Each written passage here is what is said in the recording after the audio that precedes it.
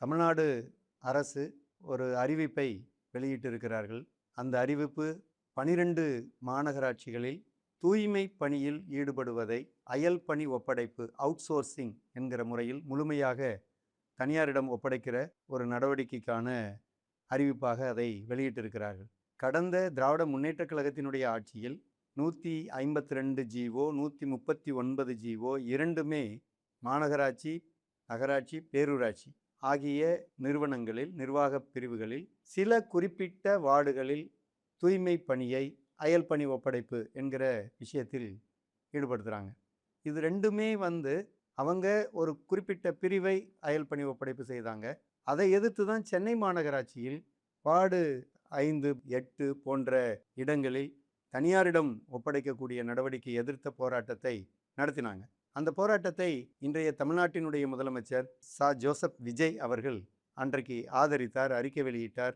மிகவும் பின்தங்கிய தொழிலாளர் பிரிவினர் மத்தியில் மிகப்பெரிய தாக்கத்தை ஏற்படுத்தியது. ஆனால் இன்னைக்கு கடந்த அரசு பின்பற்றிய அதே கொள்கையை அவர்கள் சில வார்டுகளில் தனியார் மயமாக்கினார்கள். இப்போது 12 மாநகராட்சியில் முழுமையாக தனியாரிடம் ஒப்படைக்கிறோம் என்று சொல்லுவது ஏற்கக்கூடியதல்ல. இது முழுக்க முழுக்க ஒன்றிய பாஜக அரசு பின்பற்றக்கூடிய கார்ப்பரேட் நவீன தாராளமய பொருளாதார கொள்கையின் விளைவு. ஐடி துறை தனியார்கிட்ட போயிடுச்சு, ரயில்வே துறை தனியார்கிட்ட ஒப்படைக்கிறீங்க, வேறு பல்வேறு துறையை தனியார்கிட்ட ஒப்படைக்கிறீங்க, அரசு போக்குவரத்தில் சில பகுதியை தனியார்கிட்ட ஒப்படைக்கிறீங்க, மின்வாரியத்தை தனியார்கிட்ட ஒப்படைக்கிறீங்க. இதெல்லாம் ஓரளவுக்கு சமூகத்தில் அங்கீகாரம் பெற்ற ஒரு நல்ல வருவாயை ஈட்டக்கூடிய பிரிவினருடைய விஷயம். இதையே தப்புன்னு சொல்கிறோம், கூடாதுன்னு சொல்கிறோம். அரசு செய்ய வேண்டிய சேவையை அரசு தான் செய்யணும். அப்போ தான் சேவைத்துறை ஒழுங்காக இருக்கும், மக்களுக்கு கிடைக்க வேண்டிய சேவை முறையாக கிடைக்கும் அப்படின்னு சொல்கிறோம். ஆனால் அடுக்கப்பட்ட மூட்டையில் அடிமூட்டையாக இருக்கக்கூடிய பொருளாதார ரீதியில், சமூக ரீதியில் எல்லா வகையிலும் நசுக்கப்பட்டு கொண்டு இருக்கிற அந்த தொழிலாளர்களுக்கு கிடைக்கக்கூடிய நிரந்தர வேலைவாய்ப்பின் மூலமான நிரந்தர வருவாயை நீங்க பறிக்கிறீங்க. அது ரொம்ப ஆபத்து இல்லை? அந்த ஆபத்தை தான் மார்க்சிஸ்ட் கட்சி சுட்டிக்காட்ட விரும்புகிறது. இது சரியில்லை, எனவே நீங்க இந்த அறிவிப்பை திரும்ப பெற வேண்டும் என்று இந்திய கம்யூனிஸ்ட் கட்சி மார்க்சிஸ்ட் தெளிவாக திட்டவட்டமாக அதை திரும்ப பெற வேண்டும் என்று நாங்கள் வலியுறுத்துகிறோம்.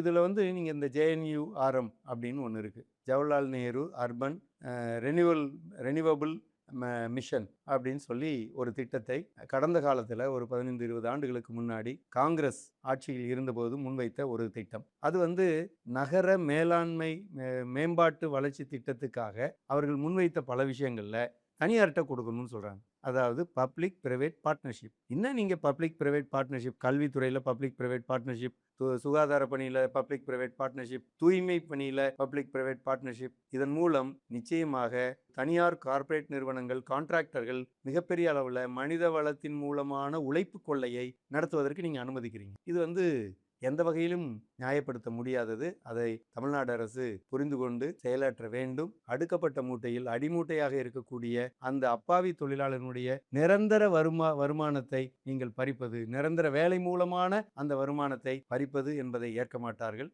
எனவே மாநில அரசு உடனடியாக திரும்ப பெற வேண்டும் என்பதை CPIM மாநில குழுவின் சார்பில் வலியுறுத்துகிறது.